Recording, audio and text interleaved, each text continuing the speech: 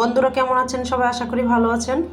তো আজ দুপুরের আয়োজনে আমার থাকছে পাতাকপি ভাজি চিংড়ি মাছ দিয়ে আর আলু দিয়ে, তারপরে হচ্ছে ডিমের পোস্ট করে এরপরে ভুনা করলাম এটাকে, তারপরে হচ্ছে কাতলা মাছের ঝোল ঝাল, তারপর এটা হচ্ছে কোরাল মাছ রান্না। তো এই হচ্ছে আমার আইটেমগুলো আজকে দুপুরের।